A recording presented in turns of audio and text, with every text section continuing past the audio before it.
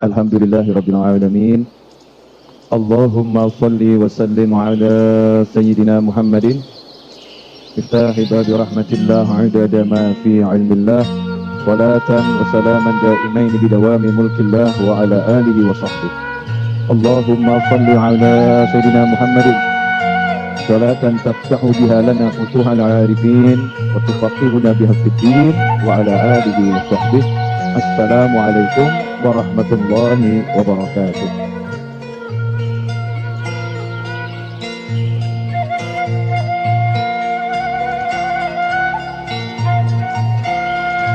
Ikhwani rahimakumullah, termasuk diantaranya adalah niat ketika hidup. Man kana di dunia niyatuh, barang siapa yang dunia itu niyatahu, menjadi niatnya. Jadi hidup itu melek, niatnya cuma pengen dapat dunia. Maka Allah Ta'ala akan menjadikan ja'alallahu faqrahu baina ainai. Allah akan menjadikan kefakiran itu ada terus di depan matanya. Ini jawaban buat pemirsa yang nanya ya. Habib, hidup saya kok susah, hidup saya kok susah gitu ya. Hidup saya kok susah, ngeluh susah terus ini. Ini karena yang dipikiran cuma dunia. Pengen duit, pengen kekayaan. Dunia itu di dalam pikirannya, dalam hatinya. Sehingga pandangannya itu pandangan takut miskin. Takut gak punya. Ja'alallahu faqrahu baina ainai. Dia akan selalu merasa takut gitu, ketakutan gak punya duit, ketakutan gak bisa hidup, ya ketakutan gak bisa makan. Nah ini penyakit. Penyakitnya apa? Karena hatinya itu mikir dunia saja. Tapi barang siapa yang dia itu menjadikan akhirat sebagai niatnya, maka Allah akan menjadikan kekayaan di dalam hatinya. Sehingga hidupnya tenang saja. Kerja ya kerja, usaha ya usaha, tapi nggak takut melarat, nggak takut miskin, ya nggak takut nggak punya, nggak takut nggak bisa. Kenapa? Karena dia sudah diberi kekayaan hati oleh Allah Subhanahu wa Ta'ala. Hatinya pede, ya hatinya mantep. Karena apa? Karena pikirannya cuma akhirat. Nanti saya ini kira-kira bisa sholat tahajud nggak ya? Saya bisa sholat duha nggak ya? Saya hari ini sedekahnya bisa nambah nggak ya? Ini istighfar saya gimana ya? Sholawat saya seperti apa ya? Saya hari ini belum silaturahim. Saya hari ini belum begini. Yang dipikir akhirat terus. Ya, kerja dia. Dia mungkin kerjanya nambal ban. Dia mungkin kerjanya itu jadi ojek online. Dia mungkin kerjanya jadi supir truk. Mungkin dia kerjanya jadi pilot pesawat. Apapun pekerjaannya, hatinya tenang. Ya, hatinya tenang, merasa dijamin Allah cukup kamu. Gak mungkin kekurangan. Sehingga orang lain itu pada puyeng dengan perubahan gelombang kehidupan dia. Sebentar begini, sebentar begitu. Dia hidupnya tenang-tenang saja. Nih kopi buat Ustaz Iis nih. Oh ya, Ustaz Iis nih. Ustaz Iis karena mikir akhirat dapat kopi. Ya karena mikir akhirat, gak mikir kopi kan semua dapat kopi. Ustaz Iis juga dapat kopi itu. Karena dia gak mikir kopi, Allah maksa saya ngasihkan kopi saya ke Ustaz Iis nih. Nah, mudah-mudahan karena saya gak mikir kopi juga akan dapat kopi. Allahumma amin. Ya. Ini namanya modus tingkat tinggi. Ya modus tingkat tinggi. Jelas semuanya nih ya. Jadi kalau kita pengen hidup enak, niatnya itu apa? Niat uripmu ki lho nggopo. Niat hidupmu nih buat apa? Kalau hidupmu niatnya hanya untuk dunia, dunia ini gak ada urusannya sama kekayaan atau kemiskinan ya. Dunia itu ya dunia, gak mikir akhirat. Ya gak mikir akhirat, gak mikir sholat, gak mikir puasa, gak mikir zakat, gak mikir sodaqoh, gak mikir silaturahim. Cuman dunia saja. Dijamin, ya dijamin hidupnya gak akan pernah merasa kaya. Selalu miskin terus, takut gak punya dan kurang terus, gak pernah puas, gersang. Tetapi orang yang hidupnya itu mikirnya akhirat, Masya Allah, hatinya kaya. Nah itulah resepnya para kiai, ya resepnya para ulama. Kenapa ya para ulama itu kok orang-orang pada bingung, ulama kok tenang, kenapa ya? Ulama bener ya, kenapa orang-orang tua itu para kiai kok nyantai saja ya?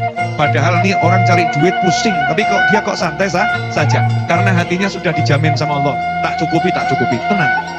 Sehingga kerja ya kerja, bergerak ya bergerak, tetapi hatinya penuh dengan kedamaian dan ketenangan. Dan itu akan diberikan oleh Allah Subhanahu wa Ta'ala kepada orang-orang yang betul-betul dia itu menjadikan akhirat sebagai tujuannya. Akhirat selalu berada di dalam hatinya. Ikhwani rahimakumullah. Ya ini pelajaran yang saya ambil dari kitab Tasfiyatul Qulub min Darunil Auzar wa Dunub. Ya ini kita ngambil banyak kitab. Nah sekarang kita mau ambil nasihatnya dari Sayyid Ahmad bin Sayyid Zaini Dahlan. Ini mufti Mekah tempo dulu ya. Mufti Mekah tempo dulu. Said Ahmad Zaini Dahlan ini adalah seorang ulama besar yang menjadi mufti Mekah. Ya mudah-mudahan tandanya nggak hilang. Kalau tandanya hilang berarti nggak boleh dibaca malam hari ini. Qala Syekh Abdul Hasan Asyadili radhiyallahu anhu. Ini kaitannya tadi urusan masalah dunia, ya, duit dan dunia tadi ini, maupun kekayaan, pangkat, jabatan dan lain sebagainya. Katanya Syekh Abdul Hasan Asyadili radhiyallahu anhu,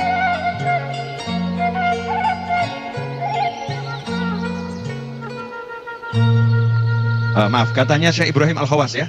Katanya Syekh Ibrahim Al-Khawas radhiyallahu anhu, kulla yaumin, setiap hari tiba waktu pagi nafsuku berkata kepadaku, madza ta'kulul yaum. Ini mungkin sebagian orang ya rata-rata podo ya. Melek motor pagi-pagi, sarapannya apa nanti ini? Nanti sarapannya apa? Sudah berpikir sarapan? Kira-kira sama enggak ya? Kan manusia umumnya begitu ya. Jawabannya apa? Sego goreng, nasi goreng, nasi pecel, apalagi sandwich, ya kan? Bentuk keren, sandwich gitu ya. Apalagi kates, pepaya, ya pepaya. Apalagi sarapan ini, bubur, ya. Ini ngomongnya pakai masker jadi nggak jelas. Apalagi soto, ya soto. Di Solo banyak soto ya. Soto Solo dan Boyolali ini terkenal di Indonesia ya. Soto seperti di Banjar, soto Banjar tuh enak. Sarapan pagi soto, nasi pecel, nasi kuning, pikirannya gitu. Beda Sayyidi Ibrahim Al-Khawas ketika nafsunya ngomong, kamu nanti sarapan apa? Maka dijawab, akulul maut, saya sarapan mati. Jadi sibuk mikir mati, gak sempat mikir sarapan. Sanggup niru? Sanggup niru enggak? Buat ya, buat. Jangan ditiru. Kalau nggak sanggup jangan ditiru. Tapi ini hatinya para wali itu ya. Jadi maksudnya nggak usah mikir sarapan gitu. Sarapan nanti sarapan gitu aja lah. Yang perlu dipikir adalah mati. Alhamdulillah, urip gitu loh. Jadi pagi hari itu melek motor, begitu buka mata nggak mikir sarapan, yang dipikir alhamdulillahilladzi ahyana ba'dama amatana wa ilaihin nusyur. Terima kasih, alhamdulillah masih hidup. Alhamdulillah masih hidup, gak mati saya. Jadi melek moto itu buka mata pagi hari, yang dipikir mati, bukan sarapan. Alhamdulillah saya masih hidup. Nah karena kita gak pernah mikir mati, cek, sepuluh ini pun kata, cek, buka mata, ini doa yang diajarkan Nabi Muhammad SAW tadi pagi gak kebaca. Alhamdulillahilladzi ahyana ba'da ma amatana wa ilaihin nusyur. Sadar iji urip, sadar masih hidup, bilang sama Allah, alhamdulillah. Lali, betul loh, ayo ngaku. Pemirsa yang hadir, Masya Allah sadar semua. Lupa kita, karena kita nggak ingat mati. Sementara para ulama kalau malam mau tidur itu udah ingat mati duluan. Kalau kita kan mau tidur ingat hidup, betul. Allahumma, Allahumma, ya Allah jangan mati. Itu masih mending, ingat ya, masih minta. Ada yang tidur ya pede banget, melek, nanti bangun saya, pasang alarm jam sekian, wah pede, nanti bangun saya. Sementara doa yang diajarkan Nabi Muhammad SAW apa itu? Bismika Allahumma ahya wa bismika amut. Dengan namamu ya Allah aku hidup dan akan hidup insya Allah. Dan dengan namamu ya Allah aku akan mati. Jadi turun lagi was-was, urip mati. Terus ada husnudzon, mudah-mudahan nanti kalau hidup ya hidup dengan nama Allah. Kalau wafatku dengan nama Allah, kan enak. Nah, ini gak cetok, urip yang kopi ya gak dipikir. Hidupnya nanti bagaimana, waktu bangun gak dipikir. Meninggalnya nanti bagaimana gak dipikir. Bismika Allahumma ya, dengan namamu ya Allah aku akan hidup. Bismika amut, dengan namamu aku akan mati. Jadi kalau aku harus meninggal ketika tidur, aku mau meninggal bawa namamu ya Allah. Kalau aku hidup nanti bangun, aku mau hidup bawa namamu ya Allah. Sehingga ketika melek bangun itu Alhamdulillah. Sementara begitu kita melek bangun, langsung update status. Saatnya tahajud, tapi orang tahajud. Alhamdulillah sudah ngajak orang kan bagus gitu ya, bagus. Bahkan mungkin scroll ngecek yang perlu dicek WA, kadang tidak WA dari bulan, sibuk ngecek WA. Syukurnya sama Allah lupa. Wah, buka berita apa nih ya, berita yang mungkin saya waktu tidur ada peristiwa-peristiwa yang saya nggak tahu apa. Saya esok balik ruwet cari berita. Udahlah bangun tidur, alhamdulillah, syukur, alhamdulillah urip, alhamdulillah masih hidup, mudah-mudahan panjang umur. Itu pertanyaan pertama dijawab, saya nggak ngurus sarapan karena saya pikir mati, saya mau makan mati saja. Kemudian nafsunya nanya, ini Mas Agung mau niru, cocok ini, cocok, karena nggak doyan makan dia, cari pembenaran untuk kelakuannya. Nah ini kemudian nanya nafsunya, nanti mau pakai baju apa? Nah ini Masya Allah, ini bukan cuma ibu-ibu, mas-mas zaman sekarang juga begitu. Nanti bajunya yang mana ya? Cocokkan, cocok celana ini sama baju ini nggak nyambung, Masya Allah. Sudah pakai baju bagus, celana baju nggak nyambung ini. Masa ini bajunya warnanya putih, ya? Ini kok kemudian celananya model begini pelangi, nggak cocok ini, ganti.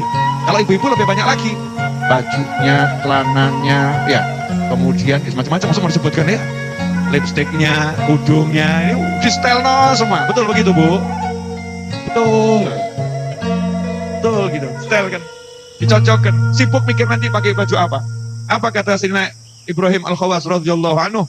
Maka saya ngomong, kalau kamu nanya nanti mau pakai baju apa? Saya jawab, kafan. Jadi nafsunya diajak. Mikir kafan, gak mikir model bajumu. Ya, mikir kamu ini bakal dikafani. Itu pakaian terbaikmu nanti di kuburan ya kafan. Gak mungkin pakai pakaian yang lain, kamu syariatnya pakai kafan. Diingatkan lagi, makan mati, baju mati. Sanggup niru? Jadi kalau pakai baju itu sama mikir, aku sebenarnya dikafani. Nanti aku dikafani. Jadi yang dipikir bukan modelnya dulu, bajuku nutup aurat tidak. Bajuku nutup aurat tidak. Modelnya cakep, ngumbar aurat, Masya Allah. Tiap detik dosa. Tiap detik buka aurat itu dosa. Belum lagi dilihat sama orang, dosa kuadrat. Dosa kuadrat. Dia buka aurat, itu sudah dosa. Kalau di tempat yang bisa dilihat orang. Kemudian ada orang yang lihat, itu dosa kuadrat. Orang yang lihat timbul syahwat, Masya Allah, kuadrat. Jangan tersinggung. Ini kan laki-laki kan juga bisa melakukan hal yang sama, bukan cuma perempuan. Kemudian, ya, tanya lagi, Madza taskun? Kamu nanti mau tinggal di mana? Ini rumah kontrakan. Mau beli rumah enggak? Kontraknya mau ganti enggak? Mau pindah kemana? Mau tinggalnya di mana nanti? Nafsunya nanya. Nafsu manusia ini kan gitu kan? Gak pernah puas, nanya terus. Katanya Sayyidina Ibrahim Al-Khawas radhiyallahu anhu, saya akan jawab sama nafsu saya tiap pagi dijawab, kamu akan tinggal di kuburan. Pemirsa dimanapun Anda berada, Anda naik mobil mewah, naik motor bagus, pakaian oke, lewat kuburan, lewat area pemakaman tuh di kanan kiri pemakaman. Itu sadar ya kalau di situ adalah saudara-saudara kita yang berangkat duluan dan kita akan nyusul. Kadang itu dari jauh ngasih salam aja tidak, Assalamualaikum ya ahlal kubur, lewat tuh. Gak disapa ya, gak disapa. Kirim doa juga tidak, lewat begitu saja. Gak sadar kalau kita bakal pindah ke sana. Nah kalau sadar tuh kita pasti mikir, kuburanku nanti bagus tidak ya? Bukan fisiknya, tapi di dalam kubur tuh loh. Dalam kubur nanti bagaimana? Makanya saya akan buat perjanjian sama teman-teman saya, sama jenengan semua. Boleh? Kita punya perjanjian, nanti jenengan berangkat duluan, siapkan tempat yang bagus, baru saya nyusul. Setelah panjang umur semuanya ya, setelah panjang umur semuanya. Maksudnya saya punya semangat pengen umur yang panjang. Karena sebaik-baik manusia man tala umruhu wa hasuna amaluh. Yang umurnya panjang dan amalnya bagus, biar nanti kuburannya juga bagus. Kuburannya tempat kumpulnya malah malaikat, tempat turunnya rahmat. Jadi gimana kita mikirkan kuburan kita, itu yang terpenting. Makanya orang-orang yang cerdas tuh ya, kalau mau dikubur ya mikir, sebenarnya aku dikubur gimana ya? Itu apa namanya?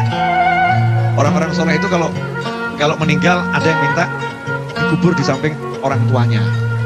Pesen, saya nanti dikubur di samping orang tuanya. Kenapa? Pengen dapat berkahnya orang tua. Dapat berkahnya orang tua. Nabi Musa alaihissalam masih hidup, pas siap. Nabi Musa itu kira-kira amalnya biasa atau super luar biasa? Super luar biasa. Itu aja mikir, nanti saya dikubur di mana? Makanya beliau wasiat, kalau saya meninggal, makamkan saya di sekitar Masjidil Aqsa. Karena Allah bilang, alladzi barakna haulah, yang sekelilingnya diberkati oleh Allah Ta'ala itu Masjidil Aqsa. Saya pengen deket-deket dengan Masjidil Aqsa, biar dapat barokahnya. Alhamdulillah. Sehingga wasiat Nabi Musa dalam hadis disebutkan, beliau minta dimakamkan di sekitar Masjidil Aqsa, walau ramyah bihajat. Meskipun jaraknya itu sejauh lemparan batu. Pesawat gitu ya, jatuh berapa meter kan belum ada meteran. Jadi ukurannya pakai itu sejauh lemparan batu. Maksudnya jangan jauh-jauh. Nah jenengan nincuk gak mikir mati dikubur gimana, sakit sekali. Yang penting ditandur, Masya Allah. Yang penting ditanam dikubur. Oh Nabi aja mikir kok. Nabi saja mikir saya dimakamkan di mana. Makanya umat Islam ini ya harusnya memikirkan pemakamannya. Di mana nanti. Maka sebaik-baik wakaf tuh wakaf tanah pemakaman untuk muslimin wal muslimat. Masya Allah. Iya. Pemakaman muslimin wal muslimat. Di tengah-tengahnya itu pondok pesantren. Kemudian masjidnya bagus, sekelilingnya kuburan. Keren. Bagus. Orang dulu tuh cerdas. Makanya kalau kita lihat orang-orang dulu itu kuburan tuh mesti di belakang masjid. Betul ya? Di samping masjid, di depan masjid. Kenapa? Biar dapat barokahnya masjid. Sehingga tiap hari kalau keluarganya sholat ketoan loh. Di situ ada Pak D saya, Pak Alik saya, Budi dimakamkan di situ kan kelingan. Kadang-kadang ceritakan kebaikannya itu Budi saya dulu begini, Pak D saya dulu begini. Terus dikirimin doa, ya dikirimin doa. Cerdas mikirkan tempat tinggalmu nanti di mana kuburan, ya kamu akan dimakamkan. Kemudian dikatakan rezeki yang sudah dibagi untukmu, wahai nafsu, akan sampai kepadamu. Kamu suka nggak suka, rezekinya itu akan sampai kepadamu. Yang bukan jatahmu, yang nggak mungkin sampai. Ini nafsu kalau nggak dikasih tahu gitu kan ngoyo terus, golek, ayo cari, sampai rekoso ninggalno sholat. Capek ninggalkan sholat akhirnya, capek akhirnya nggak pernah zikir, capek nggak sempat silaturahim, capek cari dunia nggak sempat pergi ke rumah orang tuanya. Masya Allah, keliling dunia internasional sanggup. Naik pesawat ke luar negeri sanggup. Ke rumah orang tuanya, maaf bu, gak punya waktu. Maaf pak, gak punya waktu. Anak model begini, maghrur di dunia. Tertipu oleh dunianya. Naudzubillah min dzalik. Apel ke sana siap, apel ke sini siap, kemana-mana siap. Ke tempat orang tuanya gak siap. Gak sanggup. Ini namanya nafsunya tertipu, termasuk maghrur, tertipu. Tapi gak sadar. Ya gak sadar. Oh saya kan cari dunia ini untuk kebaikan, untuk orang banyak. Ya cari untuk orang banyak. Emangnya gak punya waktu buat orang tua. Ridho Allah ridho walidain. Ridho Allah bergantung ridho orang tua. Marahnya Allah bergantung marahnya orang tua. Untuk orang yang gak jelas, gak punya hubungan kekerabatan denganmu dan tidak menambah keuntungan duniamu, kamu punya waktu. Kenapa untuk orang tuamu kamu gak punya waktu? Makanya kita ngomong sama nafsu kita, sing wis rezekimu gak akan kemana-mana, jatahmu gak bakal hilang. Kalau bukan jatahmu, kamu cari seperti apapun gak akan kamu dapatkan. Sehingga hatinya tuh tenang lagi, tenang. Cari tapi nyantai. Gak kemerungsung, ya gak kemerungsung, gak ngoyo, nyantai, sungguh-sungguh, tapi gak ngoyo. Hatinya santai-santai saja. Semangatnya besar, fisiknya bergerak, tapi dia tahu kapan harus berhenti, dia tahu kapan harus istirahat, dia tahu kapan harus sholat, dia tahu kapan harus baca Al-Quran, dia tahu kapan harus silaturahim, dia tahu kapan harus menolong orang. Masya Allah, lihat orang jatuh dari motor di pinggir jalan, ngadang-ngadang orang. Gak ada yang nolong, dia naik mobil. Ada meeting di kantor, sebentar lagi mau meeting di kantor. Ada pertemuan nanti, ini ada keuntungan yang besar. Ada keuntungan yang besar, saya nggak boleh terlambat. Masya Allah, sebesar apa sih keuntunganmu sampai engkau biarkan saudaramu, sesama manusia, terancam nyawanya, kamu nggak hiraukan lagi. Nah ini termasuk tertipu. Tapi kalau orang yang sadar sama yang namanya akhirat, yang namanya rezeki, nyantai saja. Ini butuh pertolongan saya nih, urusan kantor belakangan. Ini yang harus saya tolong dulu. Nah yang seperti ini yang bisa ya, yang pernah ngaji, yang pernah cari ilmu, yang pernah nyantri, yang pernah diajarin sama orang tuanya, yang pernah diajarin mungkin sama tetangganya yang baik, yang mungkin pernah mendengar ya suatu nasihat orang yang mau cari ilmu. Nah ini nasihat-nasihat dari orang-orang soleh. Nah dikatakan pernah ada satu orang datang kepada Imam Junaid radhiyallahu anhu, kemudian berkata kepada Imam Junaid. Imam Junaid itu dijuluki Sayyidut Taifah Sufiyah, pemimpinnya para sufi. Ya pemimpinnya para sufi. Imam Junaid radhiyallahu anhu, Junaid al-Baghdadi. Faqala lahu ja'a rajulun ilal Junaid faqala lahu atlubu rizq. Datang seorang kepada Imam Junaid dan berkata, saya ini mau cari rezeki. Mau cari rezeki. Yang model begini banyak enggak nih? Banyak enggak? Kalian datang nih yang nonton ini ya. Kira-kira pernah enggak ngomong gitu? Saya mau cari rezeki. Mau kemana mas? Cari rezeki. Mau kemana mas? Cari rezeki. Bu mau kemana? Cari rezeki. Mbak mau kemana? Cari rezeki. Kalimat seperti ini banyak enggak? Ayo jawab bentuk. Iya, pelaku kok nggak mau ngaku. Pelaku kok nggak mau ngaku. Makanya ya kita ini sendiri. Maka Imam Junaid ketika ada orang ngomong gitu ya, saya mau cari rezeki. Imam Junaid pun menjawab, in alimta aina huwa fatlubuh. Nah, kalau kamu tahu rezeki itu di mana, ya carilah. Nah, coba, tahu nggak rezekinya di mana? Kalian tahu. Rizqukum fis sama, rezekimu di langit, bukan di pasar. Jadi kalau ke pasar tuh bukan cari rezeki, cari pahala. Cari pahala, rezekinya nggak tahu. Makanya kalau udah ke pasar kerja capek-capek kok ternyata nggak ada yang beli, jangan kecewa. Kenapa? Karena pahalamu dapat. Kalau kamu cari pahala, saya udah buka Habib, ini kios untuk tambal ban. Dari pagi sampai sore nggak ada satu ban bocor. Ya alhamdulillah toh. Ya betul ya, alhamdulillah. Masa doamu Allahumma ban bocor kan yo? Ya bukan begitu Habib, tapi kan saya niat bantu orang, oh bagus. Kamu niat nolong orang, kalau ada orang yang kena musibah bannya bocor, saya mau nolong. Dari pagi itu buka, saya ingin memudahkan orang-orang yang bannya bocor biar nggak bingung. Orang-orang yang bannya rusak biar nggak bingung. Saya buka ini untuk bantu muslimin yang mengalami kesulitan. Kok delalah 1 bulan nggak dapat bocor? Emang nggak dapat fulus, duit? Nyotro nggak dapat ini ya, arto ini nggak dapat. Tapi pahala dapat. Makanya jangan bilang mau cari rezeki, tapi cari pahala. Kalau cari pahala ngantek dia. Oh ya, duit memang nggak dari sini saya. Jatah saya bukan dari sini. Tapi ini pahala saya dari sini. Ini pahala saya ini. Rezekimu dari mana? Ya, jangan tanya saya. Loh kok jangan tanya gimana? Rezeki itu yang ngatur Allah, yang ngasih Allah, kok nanya sama saya? Ya kamu nanya sama Allah. Waduh ya, untuk kurang ajar saya nanya sama Allah. Loh, kenapa?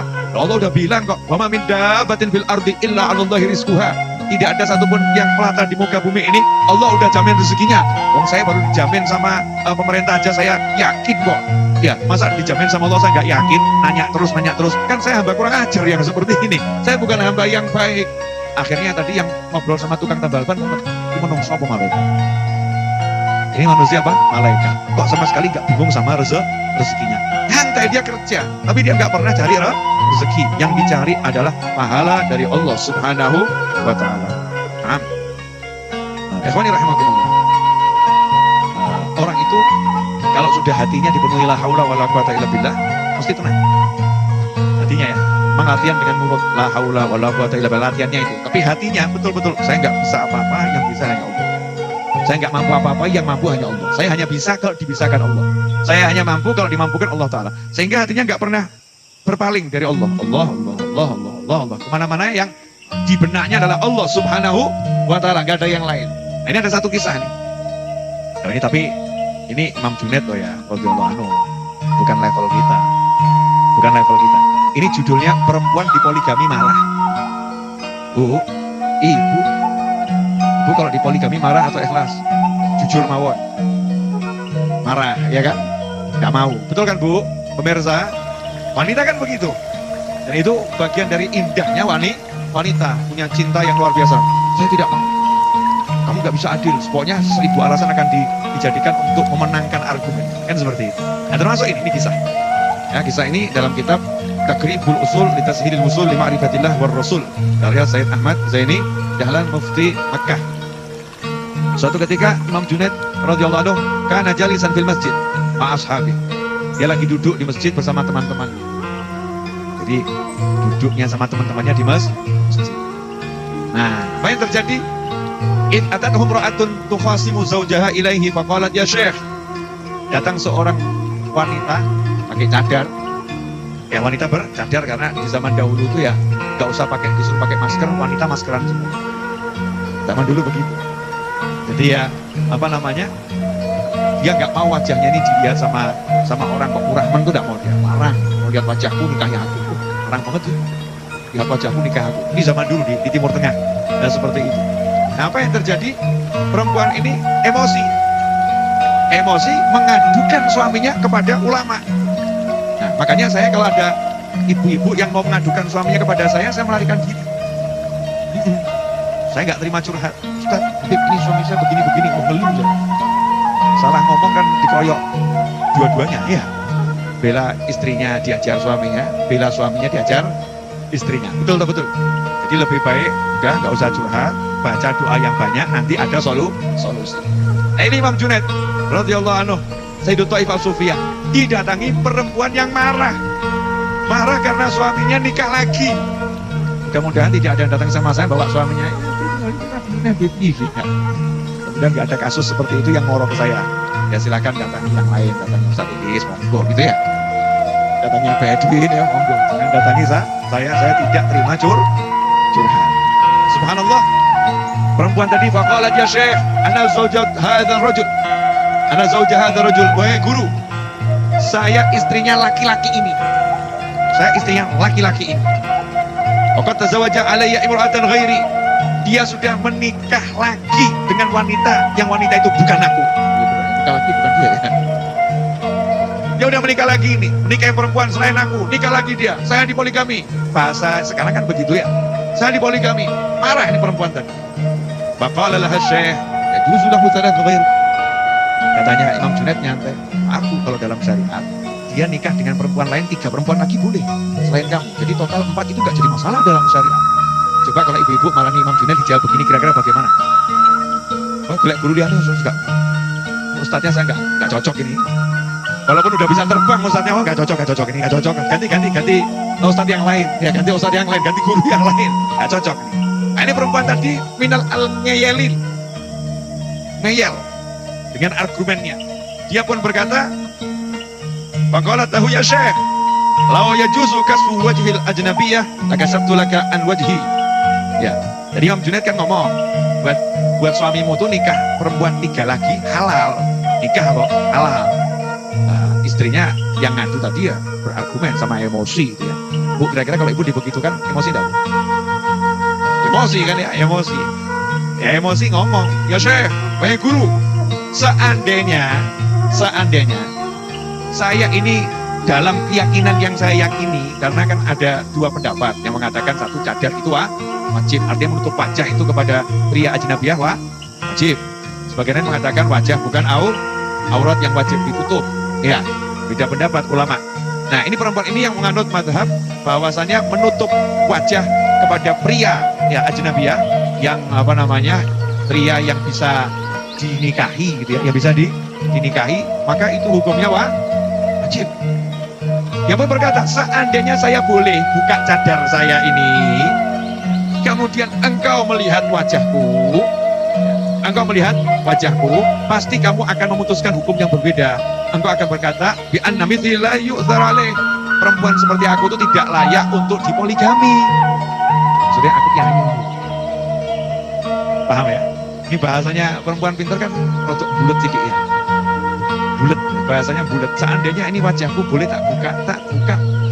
Kamu lihat wajahku mesti ngomong, wis dipuji kayak ini cirapi meneh orang itu haram.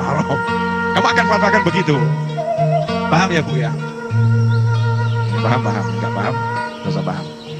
Nah, apa yang terjadi dengan Imam Junaid radhiyallahu anhu? Kalau kita datang perempuan seperti itu, jawab seperti itu, ya mungkin adu argumentasi terus ya.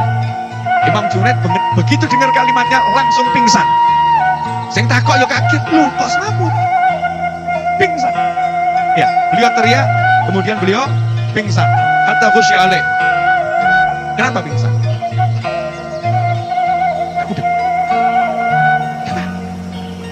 Mau paham? Kopi dulu. Ya, jangan lupa Afia Coffee menambah pemahaman insyaallah. Ya, yang ngantuk-ngantuk jadi oleh. Monggo tunjuk.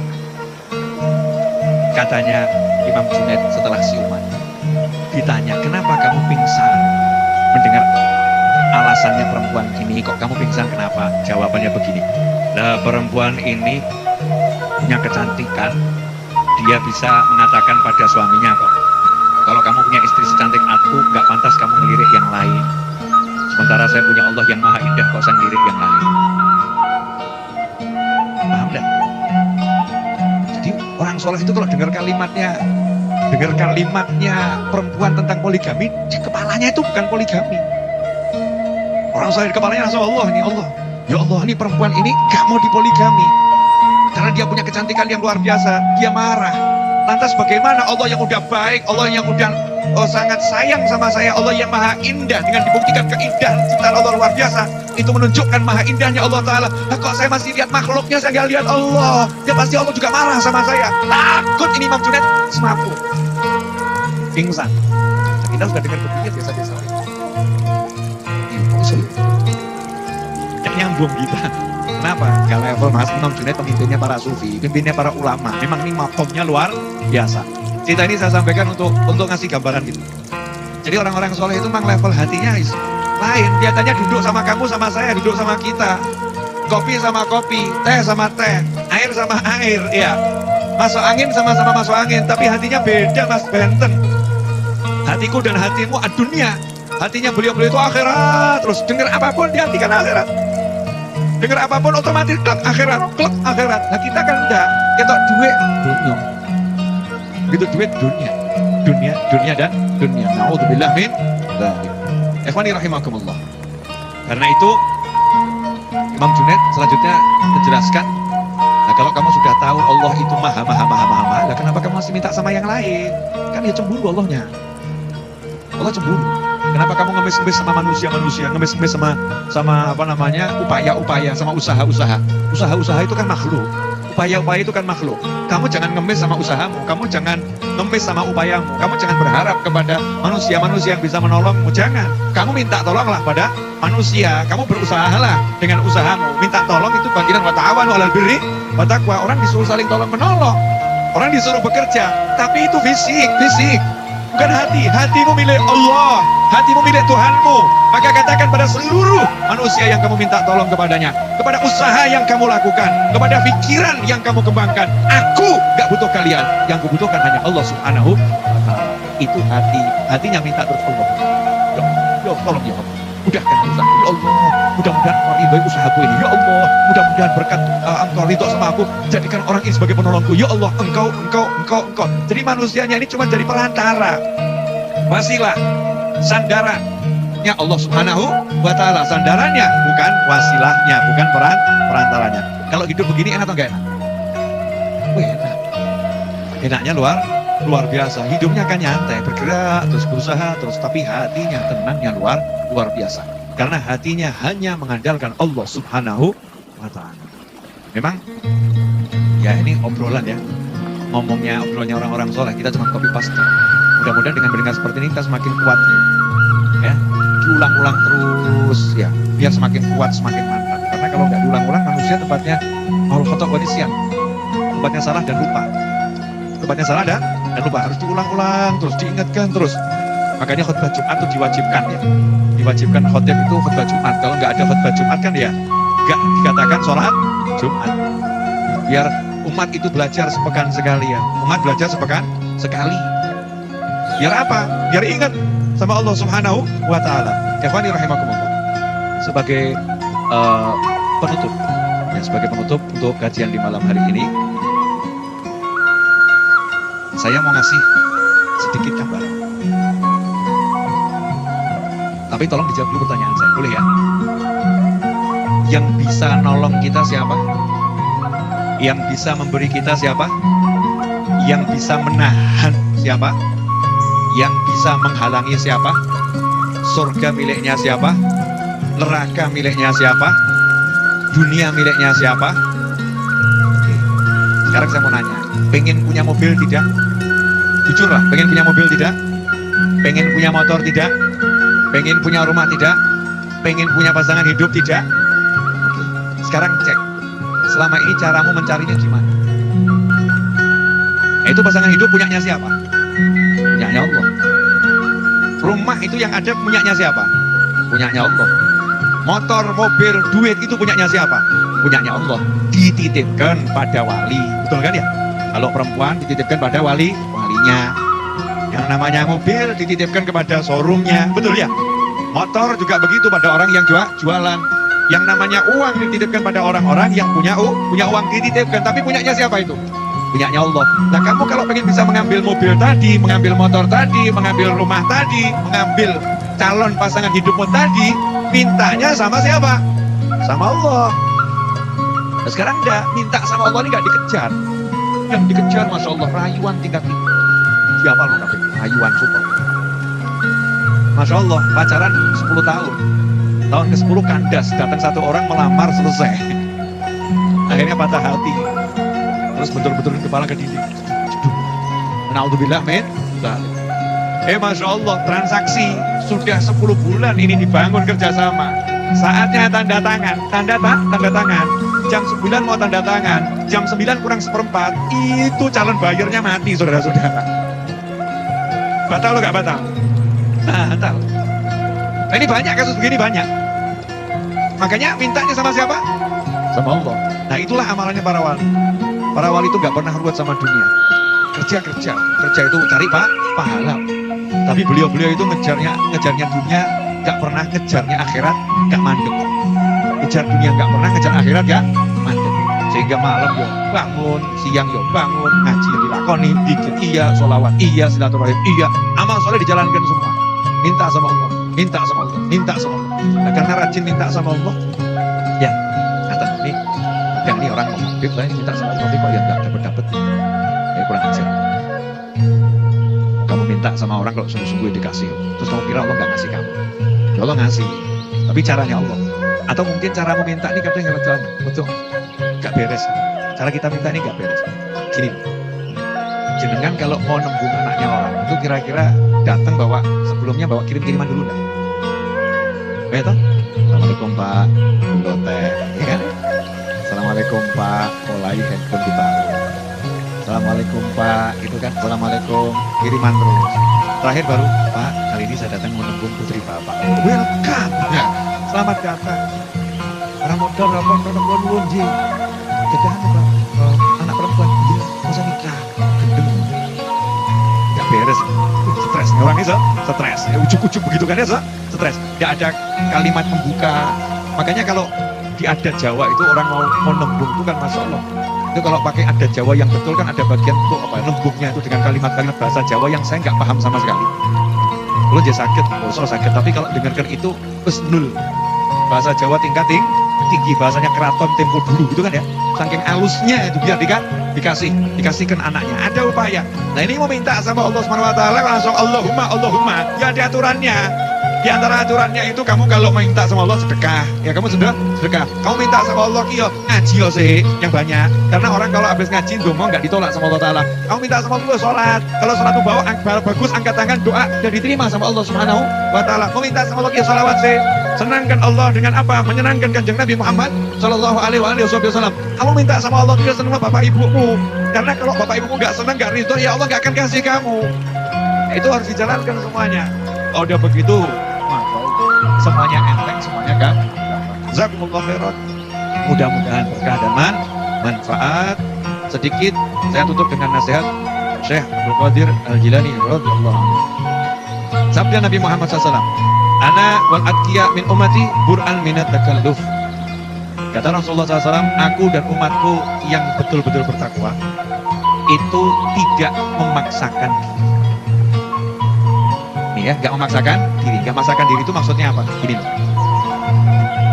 Kalau ngantuk, mau sholat ngantuk, bagusnya sholat atau tidur dulu? Tidur. Tapi ya titip pesen tuh ya. Gak titip pesen yang bablas. Tidur tapi titip pesen sama berapa orang, sama jam alarm dan kawan-kawan, tolong saya belum sholat, bangunkan, saya mau tidur 10 menit ya. Kalau tidurnya 2 jam itu namanya bukan hilangkan ngantuk, memang ya pengen tidur gitu. Memang pengen tidur. Kalau tahu badannya memang gak kuat bangun tahajud 2 jam, terus nekat bangun tahajud 4 jam, itu namanya memaksakan diri atau mujahadah? Namanya memaksakan diri, bukan mujahadah. Tahu buat tahlilan gak punya duit, kok nekat ngutang tonggo-tonggonya, ngutang sana ngutang sini, itu namanya takalluf, namanya maksakan diri. Kalau nggak bisa ngasih makan, dia kasih minum air. Tapi kalau kamu bisa nyembelih sapi 10, nyembelihin 10 gitu loh ya. Tapi kalau nggak bisa ya jangan maksakan diri. Nah ini kadang yang membuat hidup kita ini jadi ruwet gitu ya. Karena tahu nggak kuat, nggak mampu, tapi maksakan diri. Beda loh mujahadah sama takalluf. Beda. Mujahadah sungguh-sungguh berjuang lawan nafsu sama memaksakan diri. Makanya orang harus tahu, oh saya ini pekerja, hidup saya rumah pasar. Ini kalau saya nanti banyak baca Al-Quran, kewajiban saya ini jadi yang bagian angkut-angkut di pasar ini kepada bos saya akan berkurang. Maka ya kamu ngaji di pagi hari sebelum ke kantor, ngajinya nanti di sore hari pulang dari kantor. Selebihnya ibadahmu yaitu. Ya kerja itu adalah ibadah. Sedikit di pagi hari, sedikit di sore hari, sedikit di malam hari. Itu yang diajarkan Nabi Muhammad SAW untuk orang-orang lemah model seperti kita. Tapi kalau waktu luang, badan kuat, ya mujahadah latihan dari 2 rakaat, naik 4 rakaat, naik 6 rakaat, naik 8 rakaat, naik 10 rakaat gitu kan. Sampai kamu betul-betul settle, udah saya mampunya di segini, ya udah istiqomahkan di segini. Jangan memaksakan diri sampai akhirnya sholatnya terus ngantuk, akhirnya nyosong. Akhirnya jatuh. Sholatnya sampai saking ngantuknya pegangan sama tembok gitu ya. Itu bukan satu hal yang bagus. Karena Allah tidak suka hambanya yang memaksakan diri. Tapi Allah suka sama hambanya yang berjuang sungguh-sungguh. Insya Allah antum semua paham bedanya. Kalau nggak paham, maka saya tidak mampu menjelaskannya. Udah, saya cuma bisa ngasih informasi. Hakadha alaf minkum. Jazakumullah khairan. Semoga bermanfaat. Mari kita tutup dengan doa yang biasa kita baca. Allahumma salli wa sallim ala Sayyidina Muhammadin miftahi babi rahmatillah adada ma fi ilmillah salatan wa salaman daimaini bidawami mulkillah wa ala alihi wa sahbihi. Allahumma ij'al fi ta'atika farahi wa sururi wa fi mardatika jami'a umuri.